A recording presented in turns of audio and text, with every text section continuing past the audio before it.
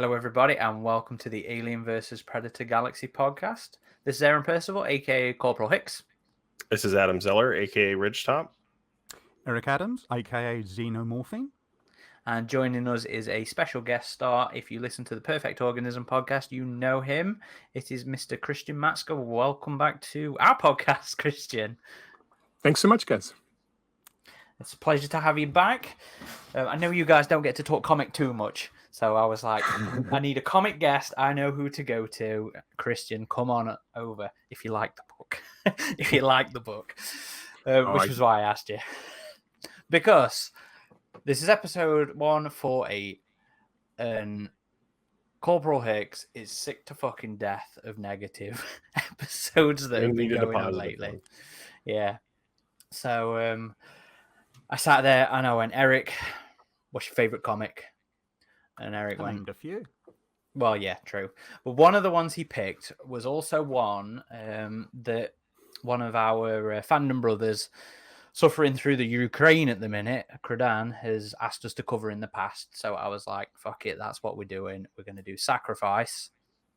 And then when I was like, the shorts, maybe we should do two shorts. I was like, there's only one other you can pair with that because it always gets paired together. And that was Salvation. So episode 148, we're going to be talking Aliens Sacrifice and Aliens Salvation. Two short comics from Dark Horse in 1993. Not 1991. This 1993. 148. Yes. Right. I did specify that. You mentioned it like it wasn't. This is episode 148. So, yeah. These are ones that kind of had a good reputation. Salvation in particular, especially because some of the pedigree behind it. Sacrifice, I think, is one I don't get seen talking about outside of the fact that it is often lumped together with Salvation for like one of the random releases they did. You know, it was both of them paired together, and thematically speaking, they're both very relevant to each other. And we were sat here discussing, you know, does this actually lead into each other? Because there's a lot going on together that's the same. So I'm quite looking forward to this one.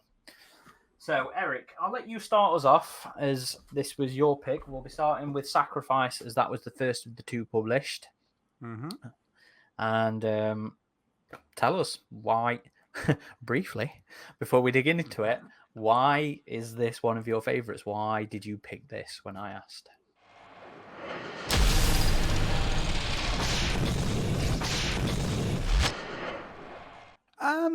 Yeah, well, I was at high school when I read this. It came out in the Dark Horse, wasn't it, that did the British comic? And I have really fond memories of how good the artwork was for this.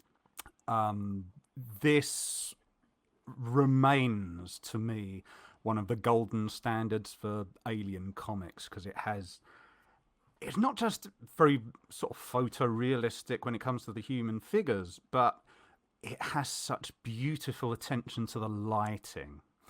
And that was really obviously a key ingredient to Ridley Scott's cinematography in the original Alien. But they do it in a jungle setting here, which itself gives a nice creepy vibe, because you've got the foliage giving all that kind of, you have that Nostromo lighting through the slits in the original film, and here you've got the same kind of effect with leaves. But I will always remember it, and viewers here who don't like the swearing in our podcast, switch off now briefly. I always remember it for the immense mindfuck this story gives, because there is one, and it really puts you as a reader on the horns of a dilemma, because it does make you wonder, what would I do? And you may well think, well, I would come down on this side or the other, but it does that interesting thing where it does depict both sides of having an internal logic. And even when you're thinking of a villain in a story, it's always nice to have an internal logic to what that villain does, or, you know, a faction that you might think is morally dubious, but you think, I might not do that, but they've got a point, or it was working for them kind of thing. And it's also got a nice resonance because you feel it's not just a character arc for the main character, but it feels like there's a character arc for the characters she meets, because the secondary and tertiary characters are behaving one way initially, and it takes meeting her for them to gain a new perspective. So it's one of those stories where everything sort of feeds nicely into itself. It feels like a genuinely rewarding tale. And we often speak about the alien having those Lovecraftian roots. This feels very much like an H.P. Lovecraft story, because it's that sort of small settlement out in the middle of nowhere. There are religious themes, has that sort of ancient cosmic horror themes, and it's forcing people to undertake, shall we say, diabolical acts for the sake of survival and justifying it to themselves. And it's got all those ingredients, and it's that perfect storm. It's not flawless, but it's absolutely one of those that you can come back, as I did in preparation for this episode, you can come back years later, read back into it, and it will have that magical effect on you. It's a very mature storyline, which rewards you when you grow up and you come back to the same material. But yeah, it's got all those vital ingredients of, it's not just nostalgia for nostalgia's sake, it's a genuinely rewarding story to read through and just peruse visually. Christian, how about you? Because you didn't seem as enthusiastic as Eric was when I was talking to you. Oh, that's interesting. So I grew up on the Dark Horse comics. I think I'm about the same age as Eric. And the UK Aliens comic book was a big deal because we had to have it imported to get it here. And if I'm correct, this was the first comic book or first storyline that was written specifically for that magazine and then came to the US afterward. Maybe I'm not right, but that's where I saw it first, was in the oversized deluxe magazine. It was in there first and then got its own one-shot kind of collection before the various other reprints, yeah. Right. So that was really cool because we were used to getting these little nuggets of the stories that we'd already bought months earlier, repackaged with cool articles. So to get something brand new was really neat. I would say this story is almost probably the only folk horror alien story that's ever been published, because you have, as Eric was just saying, you have that sense of it feels like it's out of time. It feels almost earlier than our own time period, and it's in a jungle, but it's sort of an overgrown setting. They're very isolated, and there's that ritual aspect of what's going on that is super appealing. And I'm a gigantic Lovecraft fan. I hadn't really thought of it in those terms, but that's a nice way to look at it. So I loved Dark Horse's plan of having little individual, often not interconnected storylines. I still think that is a wonderful way to approach the alien. And this is a great example of that, where I don't need this to ever connect to anything else. It's just amazing to get dropped into it and to deal with the dilemma. Okay, Adam, then. Yeah, I'm gonna agree with what you said there last, Christian. I do love it when Dark Horse. I did love it, I guess, because they don't do it anymore. When Dark Horse did those individual alien stories that were very focused, very much their own stories in their own style. And this comic I actually didn't remember. Salvation I did, because there was a period in my I think late teens, early 20s or something, where I was working on a ski lift in the summer, and you in that ski lift. It's always that ski lift. That's when I burned through every omnibus, just like, because the ski lift in the summer is not as busy as in the winter, so you're only helping the occasional biker unload instead of all the skiers and snowboarders. So I had a lot of time to read. We were encouraged to read, so it's not like I was slacking. We did have a lot of free time on that lift. So that's when I had burned through all the omnibus. And a lot of comics I have revisited, but a number of them I have not. Salvation was one of the ones I hadn't, but I remembered. Sacrifice, I always remembered in that big Dark Horse book, the panel to panel that had the different artworks, the baby being held up to the alien, and how weird and creepy that was. So I had that memory of it, but for some reason I didn't remember the comic itself.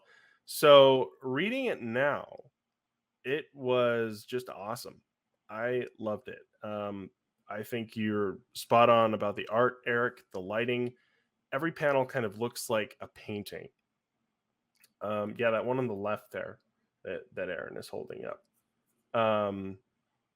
So the panels are just beautiful. And this is one of the few Alien comics that actually describe that. Not only just the artwork, but the story itself it's a beautiful story. And I was just quite impressed with it. It wasn't too long. It was quite condensed. There was a few areas where I think maybe it could have actually gone a bit more into things, gone a bit longer. Some parts where it ties into the wider Dark Horse narrative that I was kind of wondering of, like the flashback scene with her mother. I'm like, oh, is that the Earth War stuff? Like, so, but just the interaction between the two main characters, the revelation we find out about the main character, and like you were saying, Eric, there's a dilemma for different perspectives, and there's also the element of someone losing their faith, which I can also kind of relate to, given I grew up with faith. So I feel that story handled that really well, and differing perspectives were challenged, and both perspectives moved by the end of the story, significantly so. So yeah, I just loved this comic, guys. Like this comic was awesome. This is one of those comics I do come back to a lot. I don't sacrifice Salvation very much, but this one I come back to a lot. And it's like Eric was saying, it's a fucking gorgeous comic. Paul Johnson, was that the artist? Yeah, Paul Johnson's artwork for this is phenomenal. Absolutely phenomenal. It's got to be one of the best of Dark Horse's visuals. You know, they are comics, they are visual medium, and this was just, there was like a texture to it that I really liked, which gave it somewhat of a nightmarish feeling. And also, you know, where Christian mentioned earlier, you know, it felt out of time, and the vibe I got was it felt very Victorian to me. You know, there was a panel. Again, Eric was talking about lighting. There's a panel where it's Anne McKay, the main character, is looking out the door at this group of people going off to do we don't know what, and there's just this gorgeous green, really strange tone of green just shining through the door, and it just looks like a scene out of a nightmare, a Victorian nightmare. And I was like, this is brilliant. It's very mature, as Eric was saying. You know, there's a lot of maturity in the way the themes in it are handled. You know, it's crisis of faith, it's crisis of morality, and that is what sci-fi does morality really well, or it does when it's doing good sci-fi. You know, it was something I was talking to a co-worker about actually, in regards to the Orville. You know, that is one of the few shows I think at the minute that is doing good morality plays in sci-fi. You know, it's doing Star Trek back when Star Trek used to do it well. Now that Orville stopped trying to be funny, and it is just being a rip-off, but it's doing it well and it's brilliant. And I wouldn't say Alien really does that. You know, Alien doesn't do morality tales. It doesn't do morality questions or challenges quite like this does. Because I was sat there and I was like, Jesus Christ, would I be cool with this? But then it also led me down other arguments at the minute where I was like, oh, this is too heady. This is too much for me right now. But yeah, it's a brilliantly mature topic. and story and how it handles it and how everything moves around, and it looks gorgeous. So I would happily revisit this one, and I do often. The only thing I'm never really keen on it is I don't know if it's just because we live in a that Me Too world at the minute, but I don't like how Masters treats Anne in regards to don't worry, I'm gonna fucking wear you down. You're gonna be my my live-in wife at some point. And I don't think I ever really liked that very well, but especially now. But I have a lot of problems with romance and how they're handled, Oh yeah, it was the early 90s. So Well, I think the character, he says, "Oh no, I'm not for that way." I think you get the impression that he says, "Live with me," but she interprets it like a relationship. But I think he means live with me as in share accommodation because you get so lonely here. I don't know if it they was... talking sex, like, and but this how kinda... he comes on to it, yeah. It reminded me of, actually, it reminded me how, I forget the name, but in the original AVB comic, where that James Cameron faced character and he came onto Machiko, it reminded me a bit about like that sequence there, but it's more of a heavier tone to it in this. Yeah, definitely. It kind of reminded me of Alien Isolation, honestly, in the banners you see, like, how well do you know your long haul sex partner? Yeah. And so it goes to that, the whole space isolation thing where, and this has been a common theme in some of the Alien books as well, as people who have different lives back on Earth, they're in space, and the reality is they're human, and these things happen. So it doesn't surprise me that they would just be more forward about it, especially if they're in a survival situation. See, that's never something I buy. I never like the whole horror situation, let's go bang kind of thing. What do they call it? Reaffirmation of life, that kind of stuff.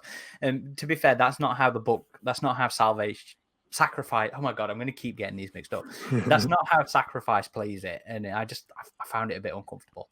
But regardless, fantastic fucking comic, gorgeous fucking comic, and I'm actually quite looking forward to diving into this one with you guys more.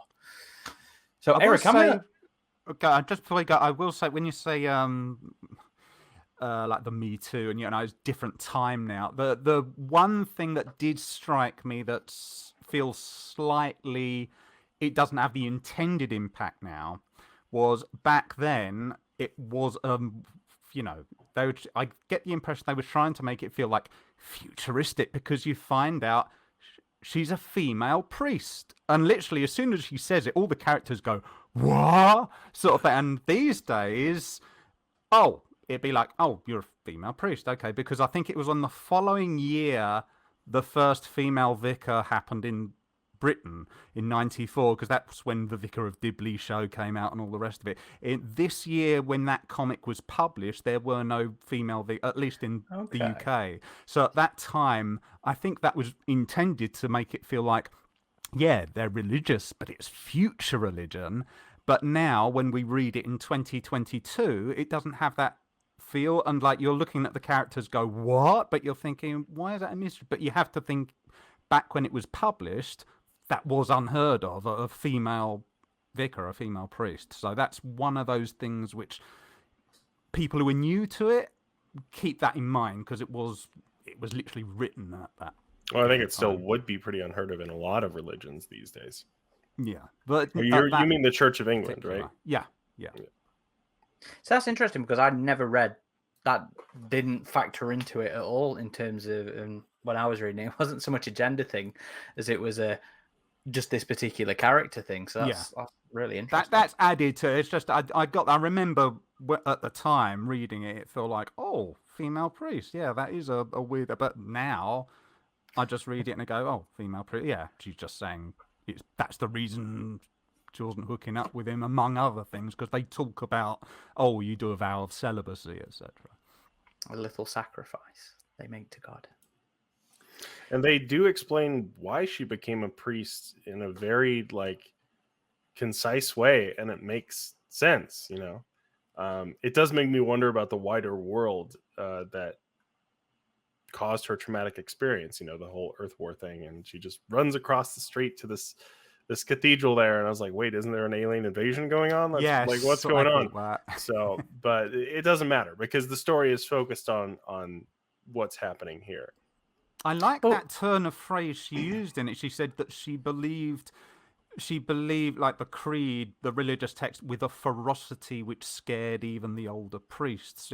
There are little bits of dialogue like that in this that, like, you get that alien sort of self-deprecate. Like, she asks someone, "Oh, I can smell alcohol on you," and he just says, "Well, I'd hope so. I've been drinking since blah blah blah." And of course, I later know. on, you find Yeah, that out was fun. the reason he's been drinking is because of what they've been doing. But it's there's some really nice mature dialogue. They speak like real adults would.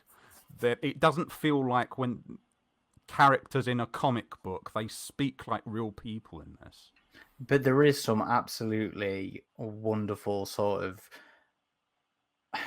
perhaps not so speak like a real person, but just wonderful language in it.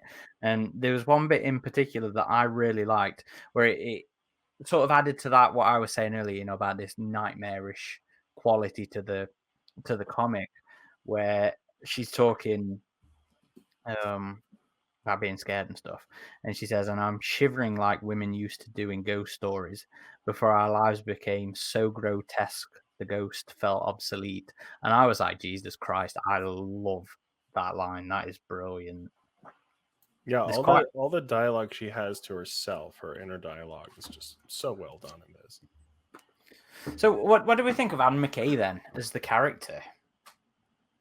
I was a little apprehensive at first because I'm just like, oh, she's just going to be the godly priest, this whole thing. But no, again, there's a crisis of faith there, and there's a lot of internal debate among herself. And by story's end, she's ended up in a different place because of her experiences, and it makes for a really interesting character. Again, this is a shorter comic with what limited time we have of them, but we do go into their past. We see kind of their origins of who they are now, and the significant events in the story that challenge those beliefs and kind of reform them a little bit. There's also an element of, it doesn't go into this too much, but there's an element of survivor's guilt as well.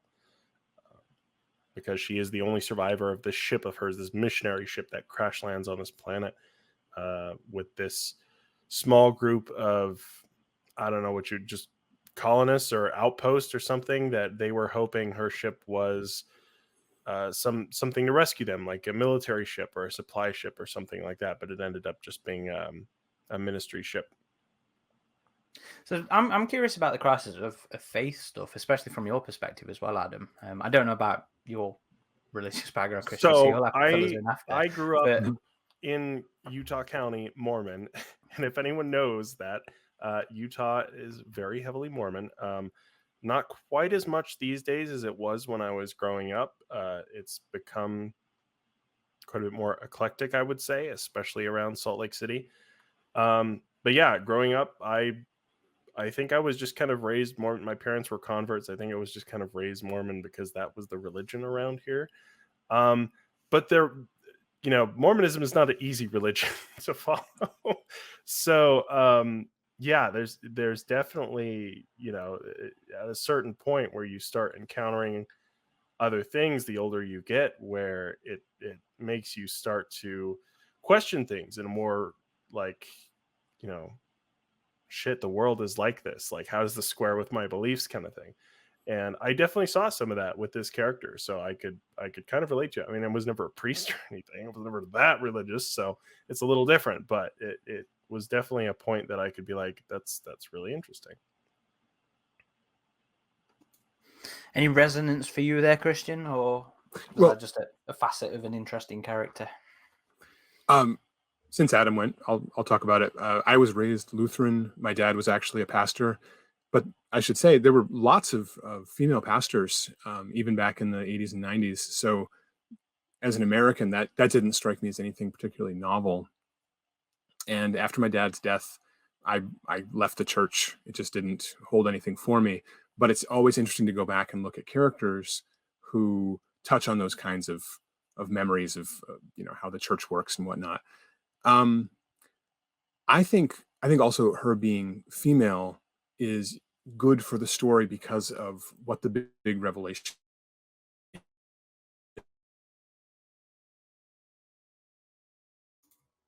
Have you all lost?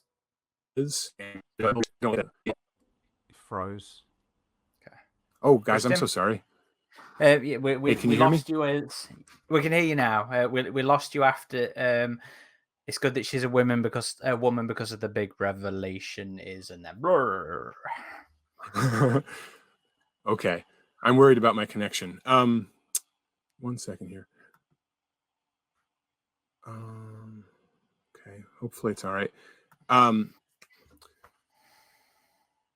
I think it's important, or it's good for the story that she is a woman, because if it had been a male character in that position, when the big revelation comes out, I don't think that it would have because she's the cipher for the readers, I don't think it would have the same impact.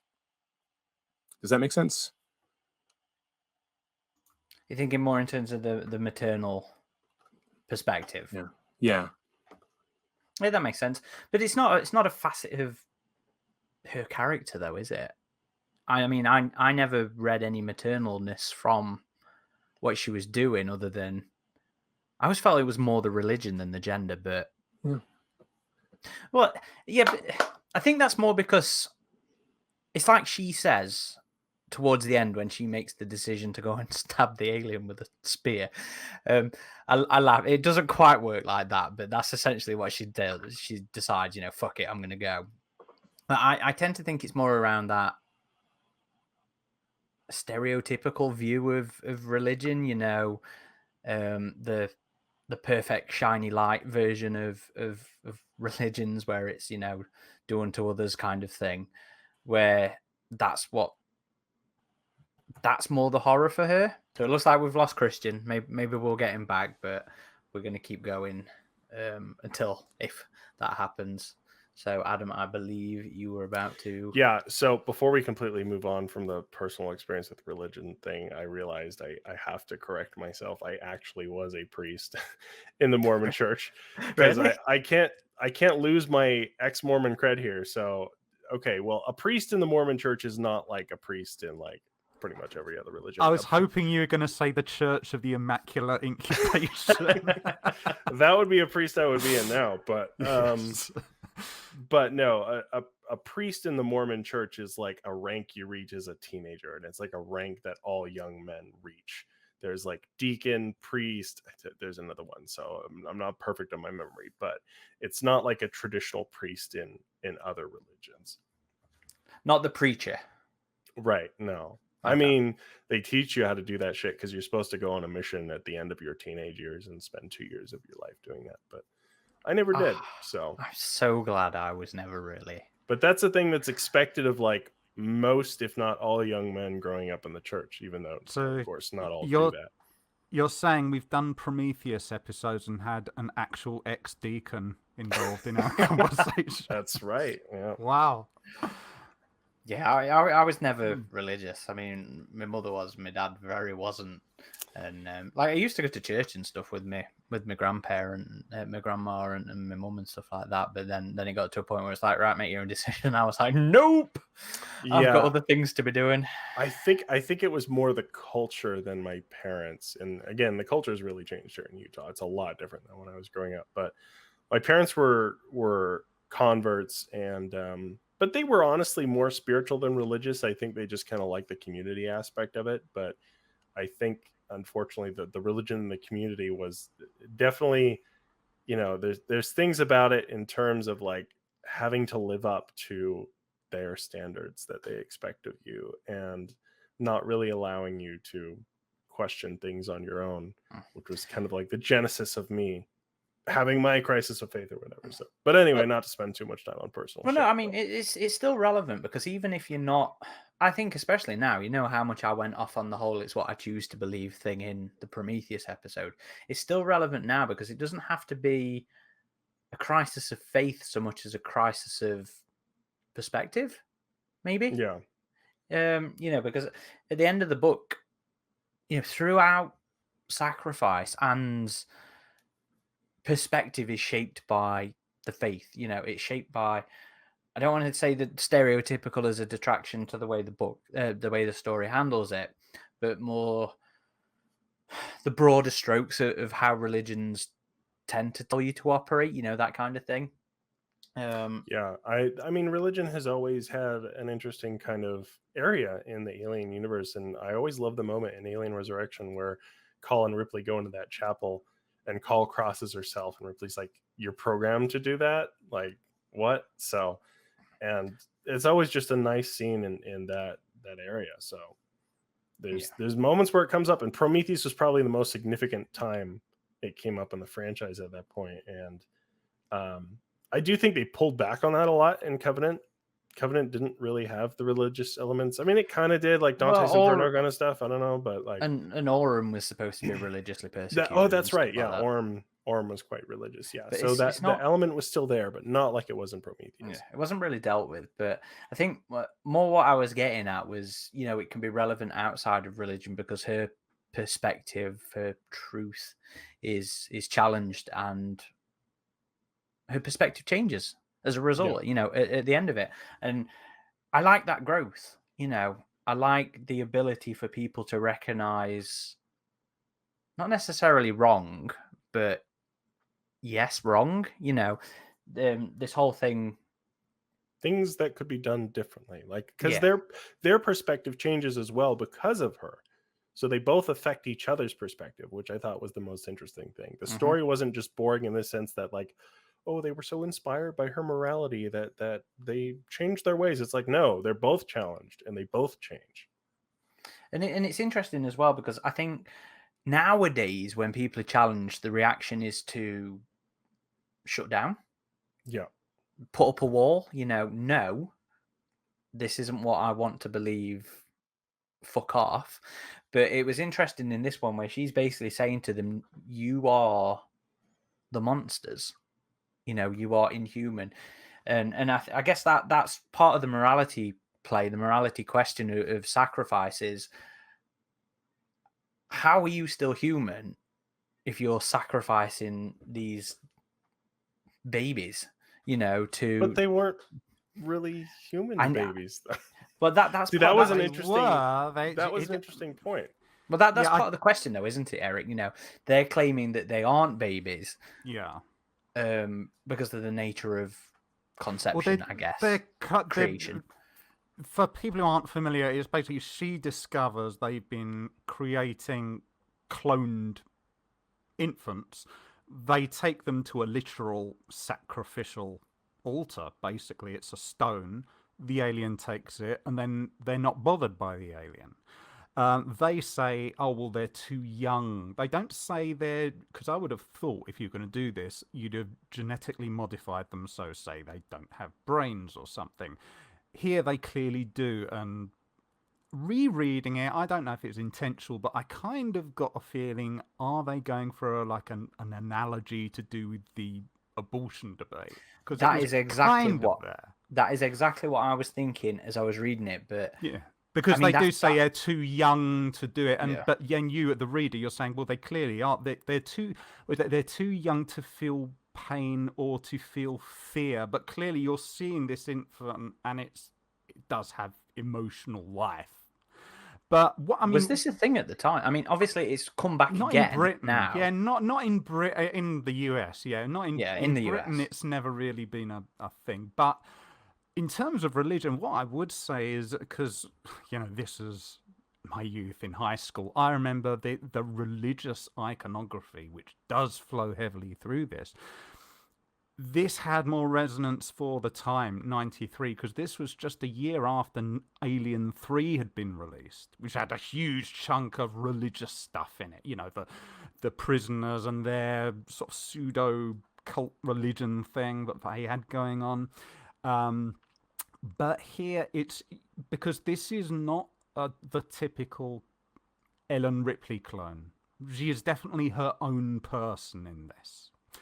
Her background is, for example, very much informed by the events of Earthwar, which they do stipulate was 20 years ago. And I do like how they explain why nobody has come for them, where they say, well, nobody pays much attention to somewhere out in the middle of nowhere that only has one alien. So you get the impression that, that they got bigger fish to fry.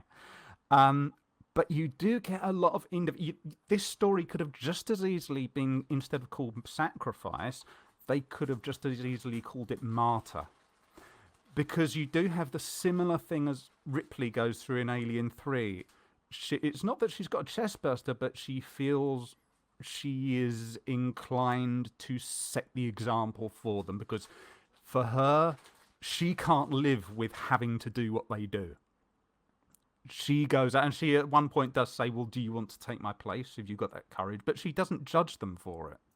So there is that kind of pseudo-Jesus kind of mentality. But there is, for example, one panel which is beautifully done with what I said earlier about the lighting, where she's got this spear and there are these god rays coming down on her face. And because of how the spear looks, to me at that point, it very much gave this visual reference to St. George and the Dragon. And although it's never called the Dragon, the dragon in this story, that was something that reinforced me thinking, oh, Alien 3, the dragon. And of course, the other relevance this has got to Alien 3 is they have no weapons. But in this story, they deal with having no weapon more intelligently than they do in Alien 3. Because in Alien 3, they're just basically, well, we've got nothing, let's run away from it. In here, they actually set traps. She uses a spear. One of them has a grenade. It's the only thing left to them. They use what they have intelligently, and it fed into and even the aftermath of that, where it, spoiler alert, it leaves her blind, but it's like, you know, she is blind to God at the end of it. She doesn't become agnostic.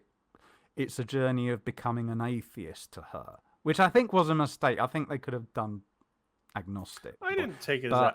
It worked for her. I could see it as agnosticism. Yeah. But well, for her, she says, now I'm alone and there is no God and there is no devil. That indicates she's lost her faith completely in either. And of course, she breaks her vow of celibacy because she says, I think Masters will be a good man and blah, blah, blah. But there's a lot of iconography that flows. There's a lot of Alien 3 resonance in it for me. And I forgot to mention when we had the religion in the franchise, I forgot Alien 3. Like, that was a big one for sure. But I love that panel where the alien gets destroyed by that grenade. It's just so good. Like, I feel like in a lot of comic panels, they kind of prioritize the big panels, you know, like they rush through the little ones to get to like the big double page panels or whatever. But in this one, every single panel feels like a painting that passion was put into. But yeah, I mean, she was a really interesting character in this story, and especially her interaction with what was the man's name who's pursuing her? John Masters. John Masters, that's right. There's also Ricketts, who looks and comes across very much like Quint in Jaws, except with the guy with sort the of scarred face. face. I don't know if it was deliberately like Hicks, but he has a similar, very scar down one face, which it turns out you do find out reasons for. But he is the sort of psychotic guy that's really making her feel uncomfortable in the story. Yeah. How did you guys feel about the behavior of the alien? The fact that it was satisfied with just these consistent sacrifices, and it would never attack their base as long as they were doing that, you know, consistently. It worked as a story, but that was what I meant earlier on when I said it's not flawless. To me, I don't think it would have mattered. It would have just gone after all of them anyway. But in terms of a self-contained story, it worked really nicely as a plot device because it's very much, again, it's like a dragon. The whole thing about sacrificing the virgin maiden, and babies are literal, you know, innocence. They symbolize it. You sacrifice innocence to the dragon. You keep it in its lair. And of course, you have the whole thing about demonic sacrifice. They're literally sacrificing them on altar, the demon to take away. Also, I did like the whole thing where you had the visuals of glints looking like eyes on the alien. They literally had the horns coming out. And then at the end, when you see what she sees, you see them diminish and it becomes the eyeless alien. But you did have that. It worked within the story. And it worked to give a reason for the alien later attacking the colony, because then it got reinforced to the viewer that, what they were doing did work. It wasn't that they were psychotic. They were doing this because they felt forced to. But in terms of it being an alien story, I would have preferred an extra reason, because I don't think that would have... Because the alien in Nostromo, it wasn't happy after it killed Brett. It was still, Dallas and Parker. It was going after him. That wasn't taking 2 weeks, like they said. What if they'd have given it, for example? Here's an idea just came to mind. What I think if it was they'd 2 have days. said- I think they did that every 2 I thought they days. said two. Mhm. Oh yeah, because they said if she goes out, we won't have to Feed it for a week. Yeah. Yeah. What if they had said, for example, in the genetic modification of the clones, they'd given it some sort of chemicals to pacify it? That could have worked. That could have explained it. And that gives extra reason for feeding it medicine. But just feeding it babies. Hey, let's do cannibalism. A baby a day keeps the alien away. It's Maybe every 2 days keeps the alien away. every 2 days. There needed to be a bit extra, but it worked as that kind of Lovecraftian feed the demon. It's that whole thing about the analogy of what is democracy. It's feeding the crocodile in the hope it eats you last. Well, It's a nice analogy. It's just as an alien story, I wish they'd have given it extra resonance. See, I kind of agree with Eric in that looking at it from the big franchise sort of view, it doesn't work great. I mean, obviously we've seen the alien eat at various points throughout the franchise, and I'm rereading Labyrinth at the minute, and there's a whole thing in there about how high up in the priority the aliens mental processes hunger is and stuff like that. But it's one of those things where it's so thematically relevant to the story that's going on as this perspective of the alien being the devil, It must be said also, people who haven't read it, you don't see what it does to them. And that's what I liked. I liked that they kept that ambiguous, because you don't know it's eating. I was expecting, are they going to go full horror and you're going to see all these babies cocooned or something, and just they duck, because it says early on they don't survive away from the machines. It could have gone that way, but you don't know what it did. So I really like that. Was also really nicely done. Yeah. So it could have just been their interpretation, but I mean, if it was establishing a hive, I mean, it was just a single alien, so it goes to well, how would it grow a hive? Queen molting, egg morphing? I mean, that's just fan stuff. So, but yeah, they specifically mention it's satisfied with it eats animals, but it's more satisfied with human blood. Yeah. They think it eats animals, and they think the babies satisfy its bloodlust for human. Yeah. So I mean, it's one of those things where it's a lot of stuff going off behind the panel, or leaving it to your interpretation or their interpretation, and that's, I think, helps the nightmare, helps the horror feel of the story as well. I think the comic just oozes this nightmare quality, and it's even in some of the dialogue that's brought up. I reread it again today. I've read it a couple of times recently, where she's walking around looking at everything, and she's saying, in the settlement, the monster is everywhere, a fog, a cloud, in every corner, every home, and every gaze. And I'm just like, God damn. Eric was comparing it to Lovecraft, and was what, late 1800s? Would that be that? What period would that be? Yeah. What period would that be considered? I don't know. Yeah. But it's this kind of pre or just industrial-ish kind of feel to the tone and the atmosphere of the story, and the way it's written, and in the way it's visualized. Because even the architecture, it's not that Hadley's Hope No. sort of contain. These are like bricks in the wall as well. industrialized, It looks like that kind of remote fishing village type thing. See, I got like Jack the Ripper kind of vibes, that kind of stuff. That too, yeah. Even the cloning machine was like, is this like a furnace or It's something? punk, it was very cyberpunk, not cyberpunk, steampunk, wasn't it? You know what that reminded? It reminded me a lot of what you used to see back at that time, the early 90s, what you would have seen in Doctor Who. It's that kind of set design, that clone. It was that kind of angular dome sort of thing, and it felt very much like that. And that I was don't know if the writer's British, but it felt very British in tone. Blake Seven sort of thing. He's an English comic book writer. Yeah. Yeah. He wrote for 2000 AD.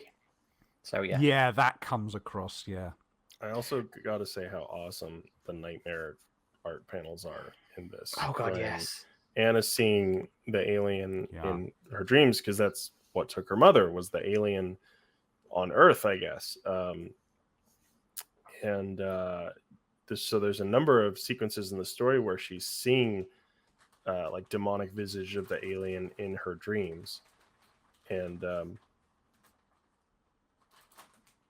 what's that noise? Oh, is that coming from you or from me? Oh, okay. I thought it was from me it's for a the second. background. the dog. Because I thought it was my cat rummaging around. Okay, let me give you a little pause there. So it was just really impressive how the aliens looked in her nightmares, and we've seen this theme in some other stories as well. The comic we'll go into, Salvation, also has nightmares, and even the more recent Marvel comic, I would say, to a much less artistically impressive degree, has nightmare sequences as well. So it's always been something that's been very prominent in a number of the comics, I think, and how they're handled visually is one of the most unique and interesting aspects of the art in this one. But it also maintained the sort of texture that a lot of the other panels had in the style, which I think worked really well as well. And I'm actually intrigued by the whole, do you think it was the Earth War kind of thing to the backstory? Because it's not specified at all, is it? No, yeah. I think it's strongly inferred that it's 20 years on, because they say, Well, they say this 20 is years after.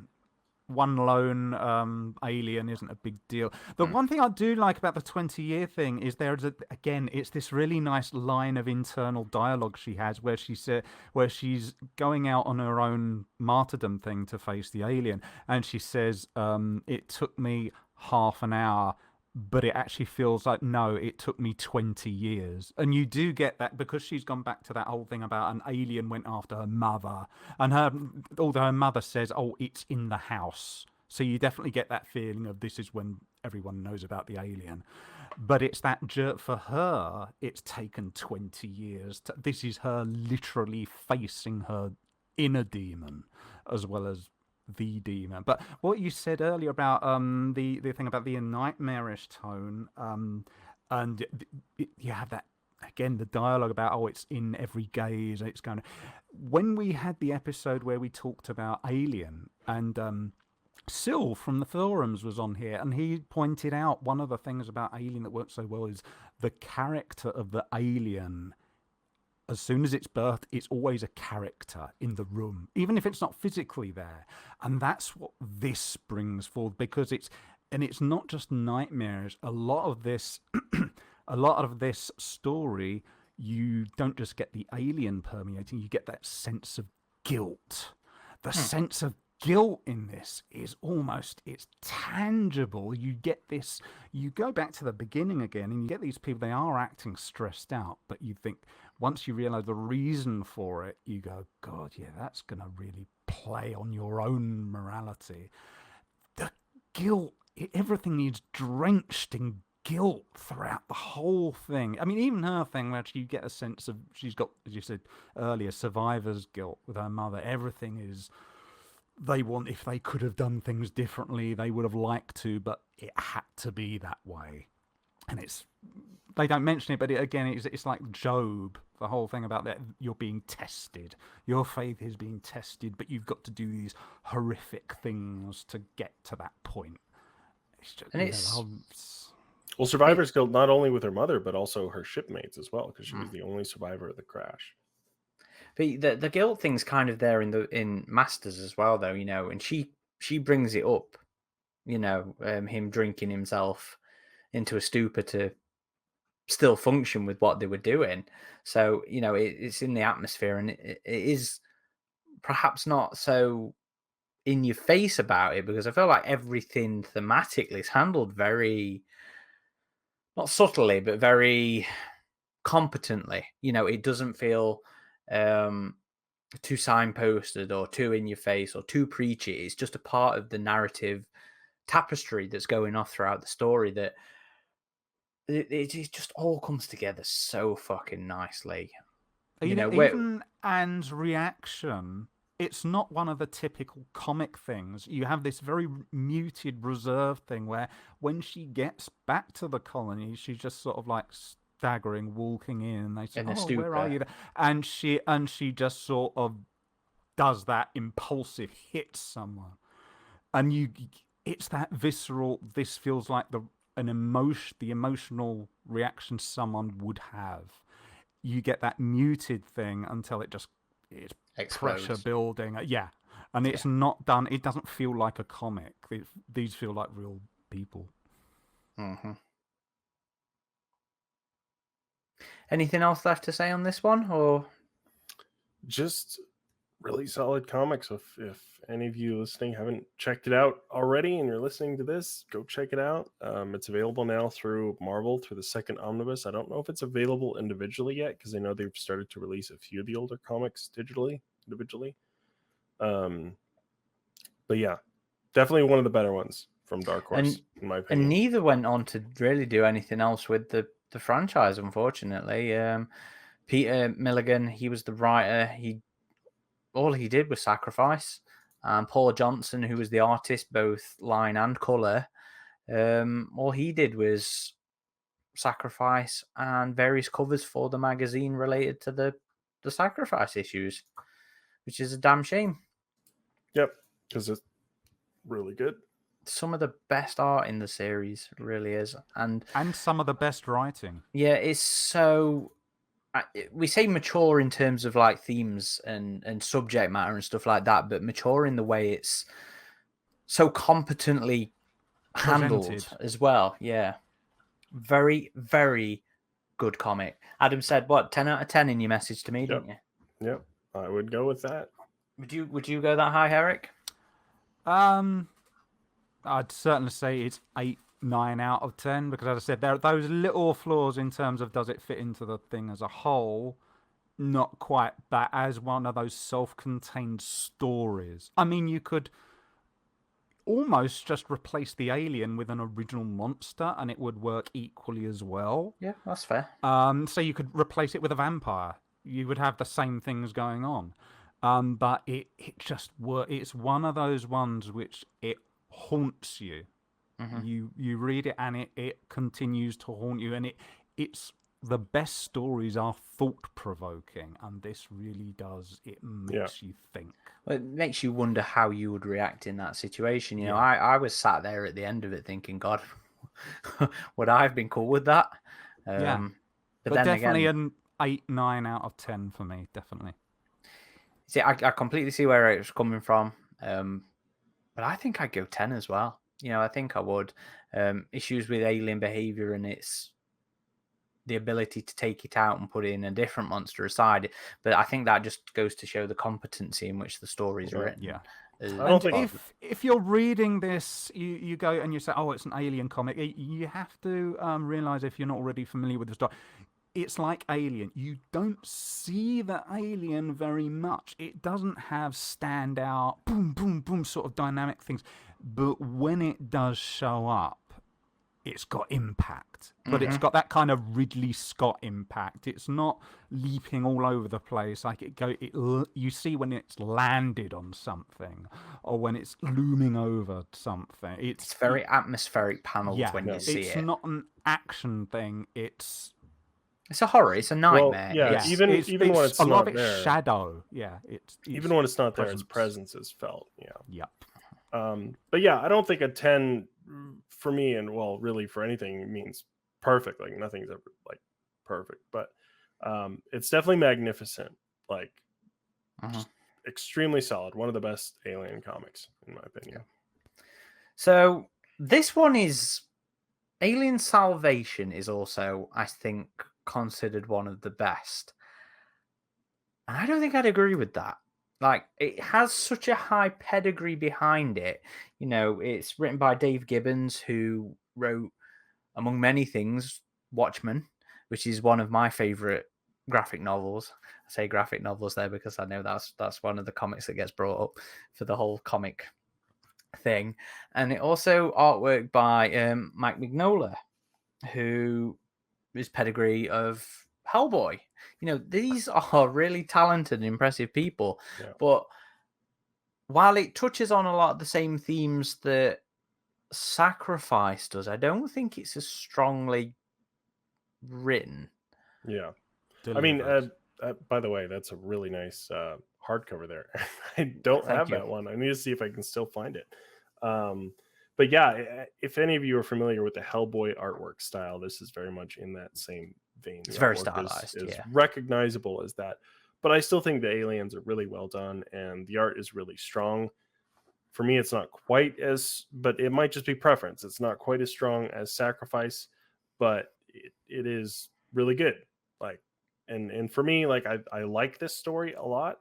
I just didn't love it like I did Sacrifice. Like, for me, if we just want to get into ratings right off the bat here, for me, this was about an 8 out of 10. Yeah, I'd agree. Like, there's a lot of visual strength in stylization. It's like it's one of the charms of the films. There's a lot of not necessarily visual stylization, but individuality in the way those films are. And I think that's always a nice thing in the comics as well, is again, because it's a visual. I think comics are more visual than the films in the way that the art style tends to. I think we think it's more important in comics. And Well, with a comic, it's not like a film. With a comic, it's the equivalent of putting every single scene on pause. So you're visually you're lingering on the imagery more than something in motion. So it's a little more important with comics, probably. So, that stylization is really cool to have in these comics as well, because it also helps them stand apart. And, Mignola did more than just the artwork in this. He also did one of the covers for the original AVP. He did the issue 0, the collection of I think it was Dark Horse Presents, the prequel stuff in that. Oh, that's right. I remember that. Which is very much Mignola's style in that. And I do really like his style. I do. There's some absolute... Oh, and colours were by Matt Hollingsworth. But yeah, there's some really good panels in this. Some really good representation of the alien in this. And there's some I'm not so fond of. But like there was a panel of him imagining himself having eaten. It's that nightmare sequence with the alien. Yeah, there we are. The alien looming over him, and he's a skeleton. Like, I love that. I think that looks brilliant. Yeah, that was really cool. Again, nightmare sequence, just like we saw in Sacrifice. It doesn't go into the nightmares quite as much in this one, but they are there, and what we see of them is really cool. Like, it's really interesting what Salvation does with the same sort of themes in terms of the main character's religious. What's his name? Falkirk or something like that. I think Selkirk. Selkirk, yeah, that was it. Yeah. It's the same. There's a lot of the same themes going off. How much of a monster can you be and still retain your humanity, kind of thing. Which I think this book, Salvation, perhaps goes a little more typical alien in the way it throws the android at you at the end. And I feel like the religious aspect of this one is not as much like Crisis of Faith, and this is more just focused on devotion, I guess, because the main character, there's a lot of, I guess, focus on sin as well, and the main character coping with things that he's done, or been a part of, which someone else might look at and just be like, well, you're just surviving, whatever. But in a religious context, he's horrified of some of the things he's done and been a part of. But yeah, it does get interesting near the end where his companion is, and it kind of made me like, I guess, I don't know. It was a weird ending where the character he's been surviving with, and he like idolizes her and like sees her as an angel and everything. That And was a good then- panel as well. Yeah, and then he's just like totally, I know she's not human, but we like to treat our androids nicely in the alien universe, and he just doesn't. She's like, please save me, and he's like, no, you company, scum, and just kills her. But So- don't you think that's more company scum than more robot scum? I mean, I feel like the robot thing's more to justify the fact that he just fucking lights her up than anything. I feel like a lot of that plays into the alien trope of the company. yeah. It's a little more than that because he's been having sexual fantasies about her. Yeah. Yes, I Mhm. So suppose that's fair. he feels it's weird because he feels betrayed in a way by her hiding her true existence because he's been idolizing her. It's a very simplified, childlike way of doing it, but I mean, yeah, that's it. The trouble with this, again, me speaking as someone who at the time this was sort of new. It was telegraphed way too obviously because I remember reading this and thinking, wait, are they really redoing the new what was the Bueller was his name in book 1 and 2? Yeah, and I thought they're having the sexual desire and fantasy, and she's going to turn into a robot. Yeah, she's a robot. So I don't know if they were deliberately emulating or copying that, but to me it felt a bit too on the nose. Me personally, I think whenever you get a kind of artwork which is this heavily stylized, it's going to be divisive. Me personally, I'm not a fan. It felt, again, at the time, because it was not long after, it felt very Sam Keith-like. Oh no! Do To not me, it spit did. on Magnola like Because- that. No, it's heavily stylized. It's a similar kind of thing. I think And it's this has got a very good way of doing shadows, but it's too heavy. It's like either black shadow or everything is white. Compare that with Sacrifice, where you get that soft gradient of things, which is way more, better presented. With this, I mean, there's some nice symbology in this, but in terms of the artwork, it didn't really do it for me.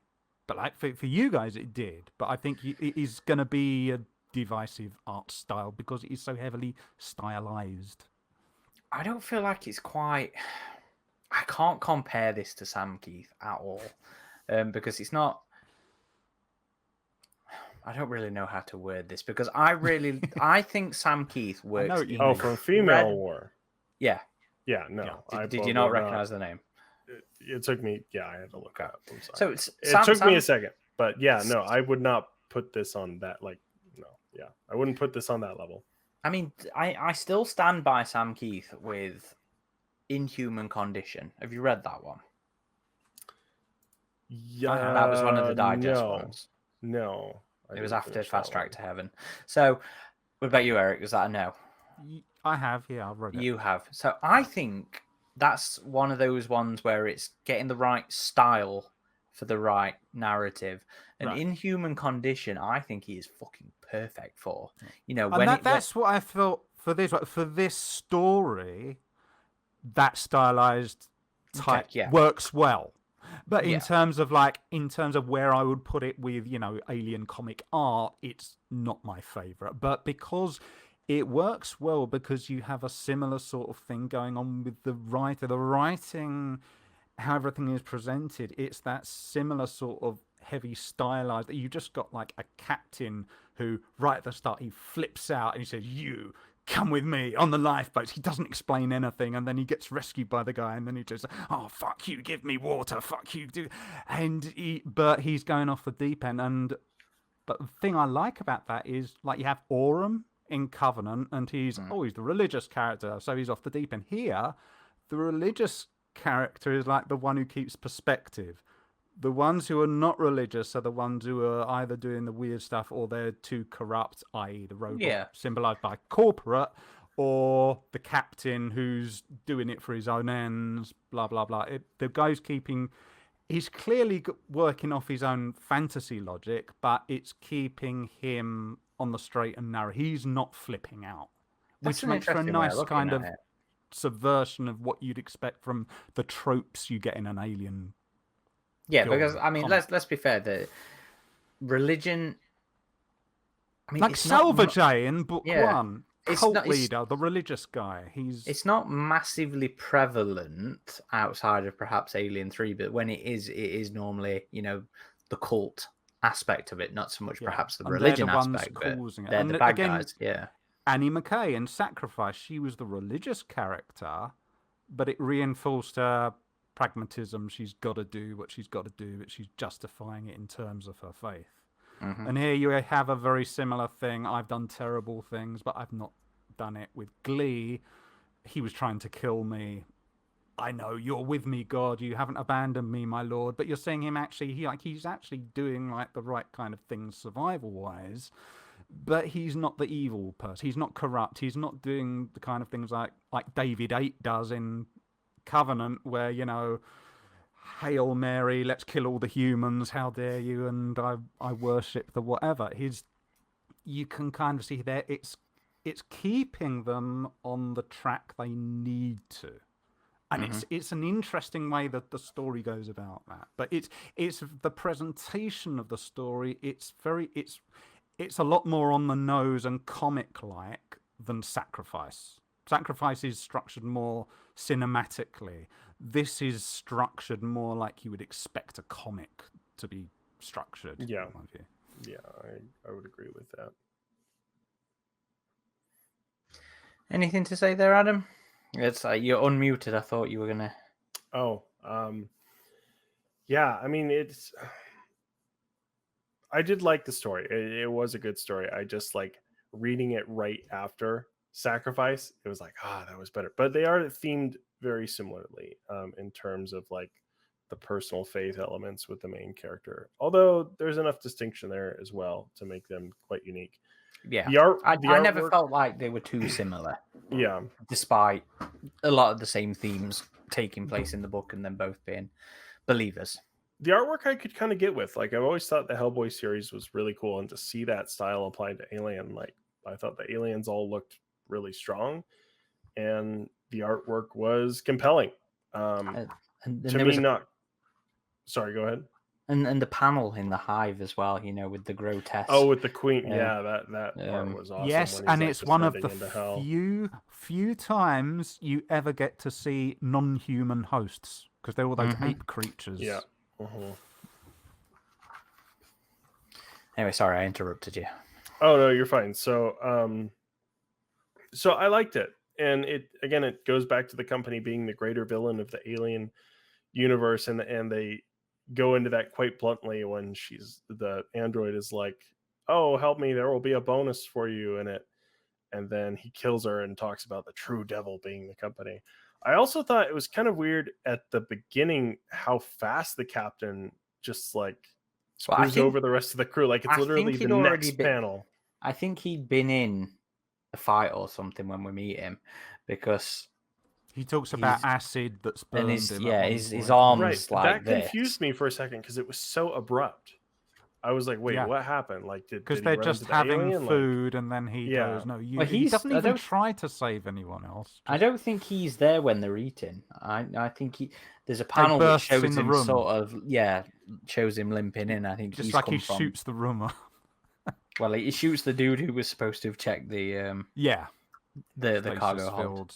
Yeah. Also, you had these like interesting pterodactyl creatures on the planet. Going to what you were saying, the wildlife, Eric. Like, I always like to see that, where you see some of the alien wildlife on the different planets. Like, we saw some of that in the original EVP comic as well.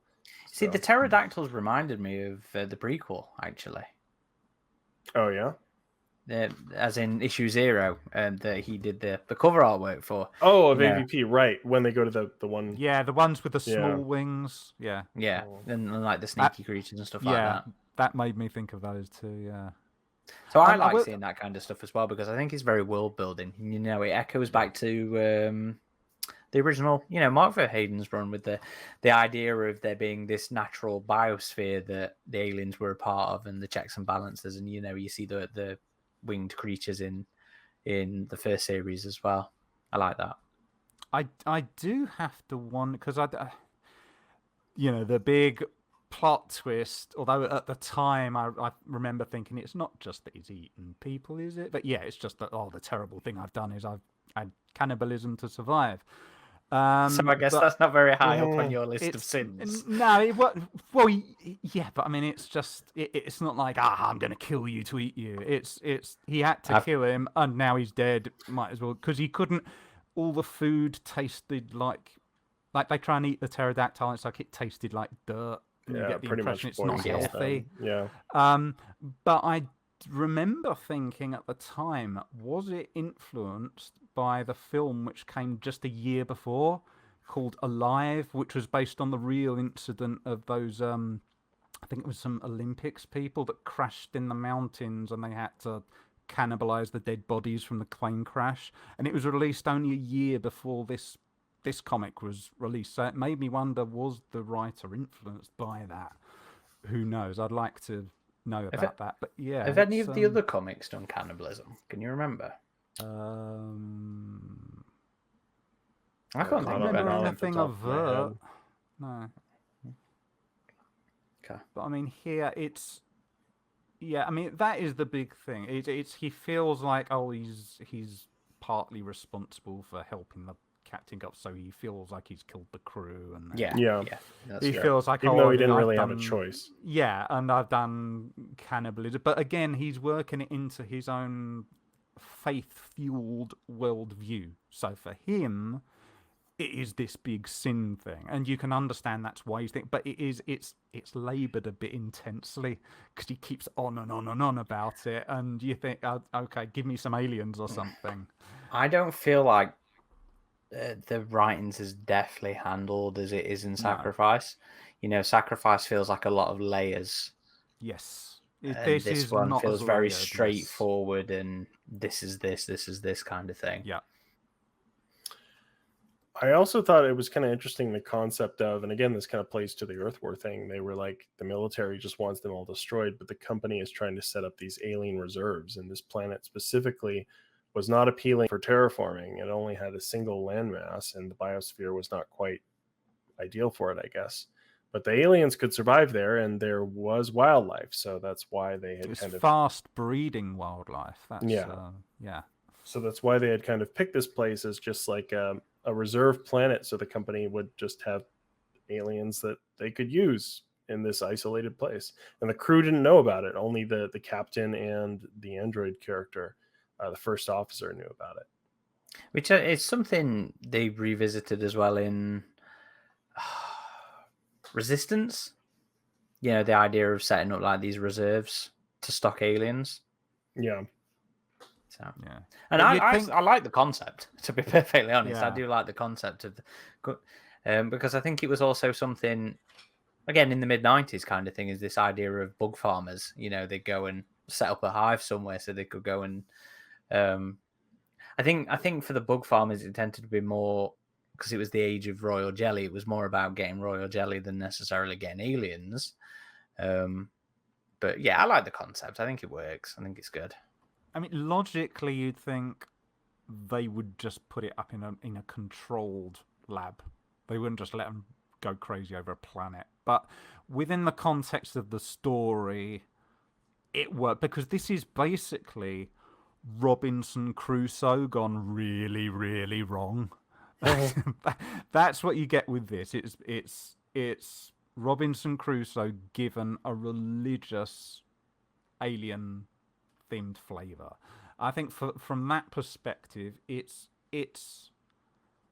saying it works isn't right, but it provides an interesting viewpoint for the reader, I think. Okay, that's fair. And this also kind of deals with the theme of sacrifice a little bit in the end too, where the main character sacrifices himself to wound the company or deny them a win, because he's like, they're too strong for me to fight. and the best I can do is just deny them this. But again, that also feels like it's part of the salvation theme because he's making up for everything he feels he's been a part of. Oh, right. Yeah. Yeah, and there is, again, in common with Sacrifice, there is some nice dialogue where he is justifying it in his religious point of view, especially when he goes in the nest and he sees the queen, and he talks about, like, I forget the exact wording, but he talks about, like, a demon sitting on the throne. Oh, yes, yes. That's some nice iconography that's being woven into the sort of internal prose at that point. But yeah, there's some nice stuff. That it reminded me about the other story which never actually got completed. Again, it's religious. It was that one that was set in London during the Earth did War, get completed. England is sort of like reverted to feudal time. You're thinking of Crusade. It actually got finished in the Marvel omnibus. It was the first time ever they published the end of that story. Really? I don't think I've ever read that one. I'll have to check that out. Yeah, because I remember they had a queen, and it was sort of like in the basement of a cathedral or something. But it was a similar kind of theme you got to this one when you have this queen presented. So yeah, it uses the religious stuff. This is what I should have said earlier. These aren't so much religious themes as sacrilegious themes, which flow throughout because they're inverting these. Now you have Annie and this character. They are within their own personal narratives. It is religious, but the writer is using it as a plot device to make sacrilegious presentation, which within an Alien story works really well. Yeah. It works really well. The alien is fantastic as a devil kind of thing. Yes, it is. Or you have that more in terms of like the way the tarot cards do the devil, where the devil isn't evil, but it's there to do a job. And it's just if you get obsessed with it, that's on you. Like the company gets obsessed with the alien. When you have the devil in the tarot, it has the people all about the feet of the devil because they're the worshippers. They've got caught up in the orgies, and that is not what the tarot card represents. It's not saying you've got the devil card, mohaha, you're going to die. It's about working through that and rising above temptations. And that's kind of like what the alien sometimes functions for in these comics. It's you can get obsessed with the alien, using it as a bioweapon or for religious, like Salvage did. Or musical purposes. Yeah, you can get upset. Or David 8, you get obsessed by it. But if you go above that, then that was your personal journey, and there's a validity to that. And here he had to sacrifice himself, like Machiko did in AVP. She was responsible for the running of the colony. She's in a way got to kill her child to kill the outbreak, because the colony in AVP was Machiko's child. She was taking over as the guardian parent. There's a lot of personal responsibility in how you react to what you're seeing. What you're dealing with, and he has, and of course Annie McKee, she was willing to sacrifice herself, but she sacrifices her sight, which for a religious person's sight, it's very symbolic, third eye and all that. And he sacrifices his, because for him he's going up to heaven, I guess, so he's not going to mind as much. It's kind of interesting as well in the. It also means she loses certainty. You know, that's the Vision. thing that her and her mother argued about. Annie wanted certainty. She needed black and white. Don't expect. That's what drove her as a child to the. And then she loses her vision, and now she loses certainty of perspective, I guess. Yeah, we're going back to sacrifice again. She gains a certainty in a way, although she said, I've got to learn to appreciate less, sort of thing. In a way, it gives her certainty, because she says, I'm no longer, the God isn't with me, but the devil isn't either. It's like she's no longer held back by that. I do love the final. He's liberated by it. Yeah, I do love that final panel on Sacrifice, though, when she is blind, but she's still seeing things in her mind, and she's seeing the man she's presumably getting together with, as well as the alien, the nightmare she's been dealing with. And it makes you like think about that, like someone who's seen most of their life and had past trauma and these nightmares, and now they're suddenly blind. Like, what are they saying in their mind after they're blind? Like, for her, she's literally seeing past the illusion, because she says, I'm going to face the alien. I need to see, the devil. I need to see in the devil's eyes. And the last thing that she sees is the alien's face. And she's seeing that illusion of these glowing eyes and the horns, which are actually spikes coming through the ground. But then you see them in the visuals, they diminish and they fall away. and she mentions so that for there her, are no it's eyes. her. Yeah. So for her, she's seen through the illusions, and it's kind of like a prison she placed herself in. She's seen with certainty at that point. Yeah, but it's the certainty of life. She's going with life. She's choosing life. Whereas Ripley, she chose to end life, Finality, preserve the life of everyone else. And this character, he's got more in common with Ripley in that point of view. In Salvation, he's ending his life to. He's not preserving life in the galaxy, so he's actually like got an environmentalist thing. He wants to preserve the life on the planet, which is a bit ironic because in the next panel, the entire island. Yeah, I thought it was just going to be a tiny little explosion or something. Yeah, and he nailed he nailed one of the monkeys himself, didn't he? Yes, he did. By accident. But yeah, true. Though I did actually like the panel where it was talking about him having hallucinations, and it was like, I'm fairly sure I saw a bit of the ship, but I'm fairly sure it was an illusion, and just walked by, and it's right there. Yeah. Which was, but yeah, it is interesting. You mentioned the parallel with Ripley Eric. Like she, they both kill themselves to like as a fuck you to the company, kind of. Or for just genuinely and altruistic reasons. They've got reasons which make sense to them. In the same way that those who are, making the babies, it made sense to them.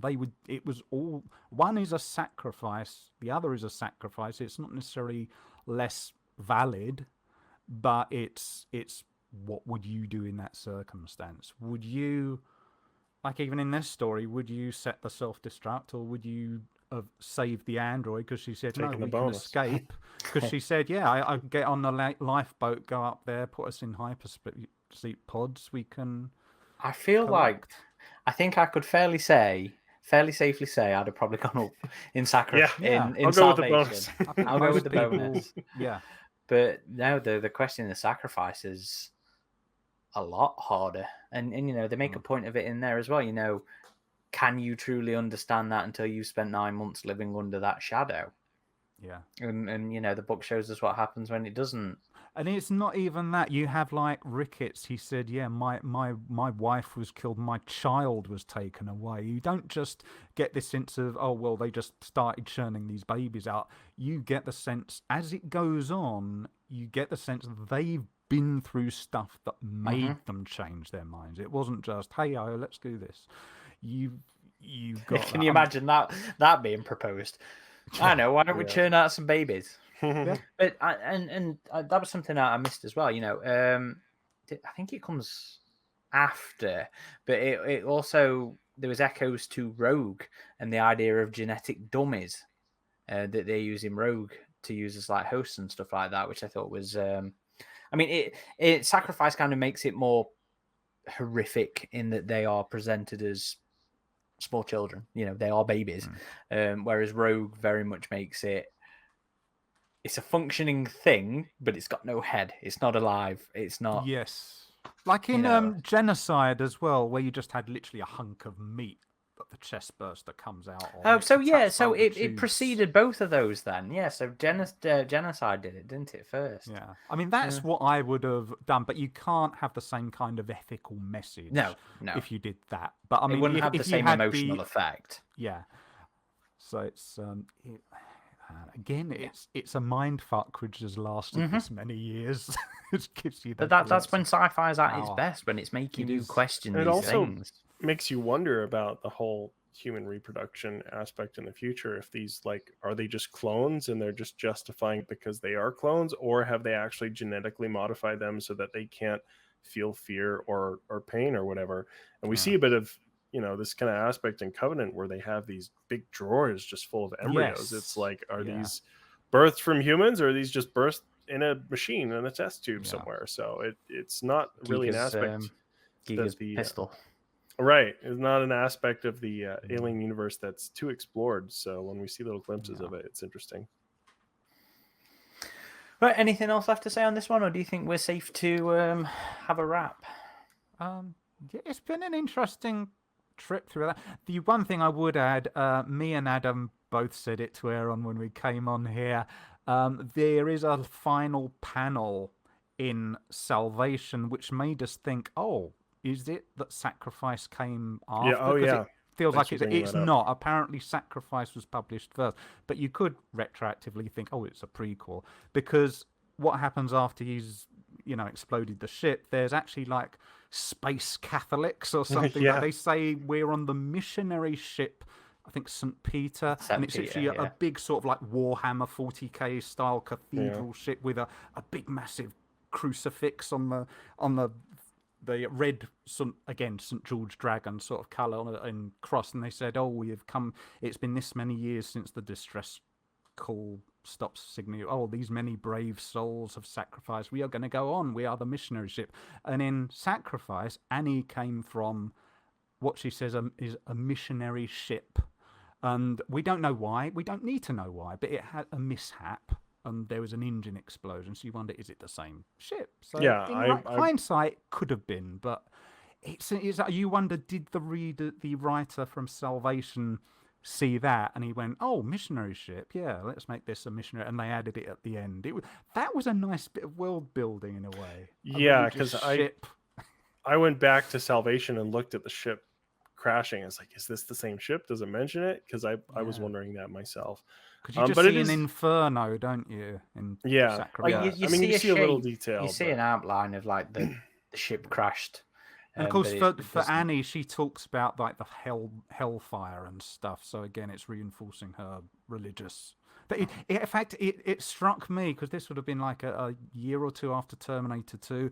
It's very much like those nuclear war visuals in Terminator 2 with Sarah Connor, where she's having that nuclear firestorm hit her. It's a very similar sort of orangey color palette they're using. Yeah, it does make you wonder about like religion in the future in the alien universe, like having these ships and stuff. Like it kind of makes me think of, again, like the Mormons in the Expanse or something like that, like. Well, especially after the alien invasion of Earth and stuff, would that really be a thing? Right. Yeah. Or again, it works for these stories. As self-contained stories, the religious elements worked. They fed into things. It helped the story move along. You got character motivation. So whatever you think about, will religion itself exist or exist in the same forms that far in the future? Doubtful. But it could do. And science fiction always plays around with those could do's, what ifs, or what if it's a different religion, but it's just taken on the cross? Who knows? And of course, book 1 played around with that. But it works for these. Again, those were the days when these were self-contained stories. Salvation does mention, I don't think it names Wayland Yutani, but it just says the company. Yeah, it could have been binational. Could have been anything, but again, it's these self-contained things, and you do wonder, was that a link to Sacrifice or not? And it could. If you think yes or no, you're not right or wrong, but these are nice little self-contained stories, and that's how it was like back then. You had little glimpses into these other worlds, what ifs. It's nice to go back to that time. You see, I like having a big continuity when it's managed. Yeah. So. But don't get me wrong. Reinforce, but yeah, it's nice having these. Don't get me wrong. I enjoy the standalones as well, especially when they're of the quality that these two are. I think they can do both. Just like you had allusions to Earth War in this, you can have stories that feel self-contained but still feel tied to like a wider thing. And there were a number, especially because it doesn't. It doesn't say yes, this was the Earth War. This could have been some other colony somewhere else where she was growing up. Right. Yeah. So, but I do wish we see more of that from Marvel going forward, more stylistically self-contained stories, and not everything is leading to the other or a different tale of the same thing. Like, so I hope they do go to that a little bit. So we'll have to see.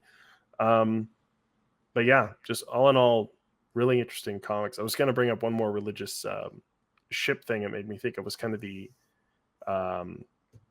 Raised by Wolves. You know, obviously that explores it to a much more intense kind of apocalyptic degree, but it was like seeing the big religious ships in that show kind of made me think of that when I saw the ship at the end of this one. Yeah, very big, very grand, very opulent display of religion, I guess. And that's a fair point. I hadn't really thought of Raised by Wolves in terms of the Mithraic and that kind of thing. And the symbolism thereof. Right, are we done? Yeah, sorry we lost Christian, folks. Yeah. I think his internet went kaput.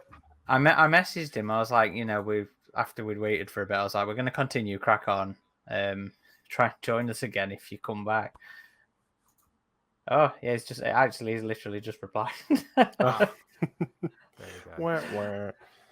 That's fair. Never mind. I've enjoyed talking about these comics with you guys. It's like I said, we've had a bit of critique for how negative we've been lately, and it's not like we like being negative. We're just topical in general, I guess. And if the stuff out at the time, we're honest. Yeah, I wouldn't want to censor us.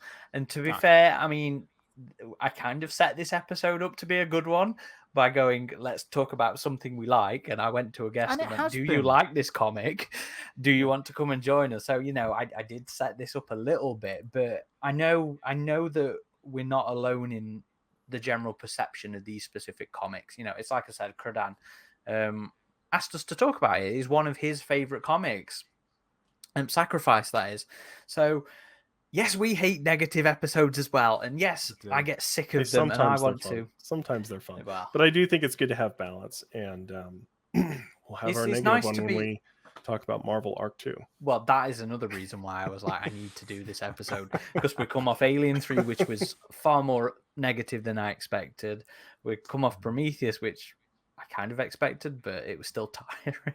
Yeah. And then I was like, we've got Marvel's Arc 2 coming up, which I know is going to be a bummer. So let's just pick something fun to talk about that we like. And that's the great thing about this vast backlog, this vast catalog of books and comics, is that we can dip into it and talk about specific things. A lot of what we do is what's out at the time. And you're not getting a review of Colony War because I cannot physically handle. Oh, please! How I am going to behave in that episode. No, because I want to see you go off. Like I can't. Yeah. I can't do it. We should do our own audio drama version of it. No. But I hope you've all enjoyed this. What are your thoughts on Sacrifice and Salvation? Please do let us know. And Credan, if you're listening to this, I hope this has given you an hour and a half of distraction. Yeah. And this one's for you, buddy. So, Adam, do you want to give the social whoring a go? Yes. If you'd like to visit us on our website, it's avpgalaxy.net, where we have a whole bunch of good stuff like editorials, interviews. You can find this podcast there, as well as a lot of information on the franchise history and news on upcoming things we're looking forward to. We're also on all the major social channels: Facebook, Twitter, Instagram, and YouTube. If you just search AVP Galaxy or Alien vs. Predator Galaxy, you're sure to find us. You can follow me personally on Twitter @_Corporal Hicks, and that is Alien, Predator, Stargate, Airsoft, all the nerdy kind of bullshit I'm interested in. And if you'd like to follow me personally, it's @RidgeTop21 on both Instagram and Twitter. And if you'd like to follow me, just go to AVP Galaxy. Okay. I thought it was going to surprise me. You're on Twitter, are you not? Yeah, but it's nothing specific. It's just like you don't want to be followed. Bullshit. You don't want to be stalked. Okay. It's not. I don't use it for that. But go. You're bored. Go to AVP Galaxy. There's stuff we've got. No, you don't. Don't be bored. There's a thrilling place that you should be part of your daily routine to come and check out. Yeah, it's not. It's not a sacrifice to visit us.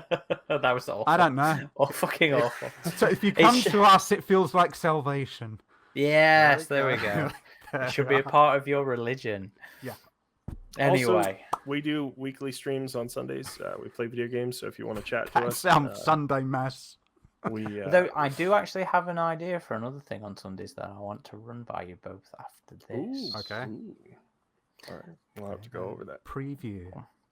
So, thank you everybody for listening. This has been Corporal Hicks RidgeTop. Xenomorphine? and Christian signing off.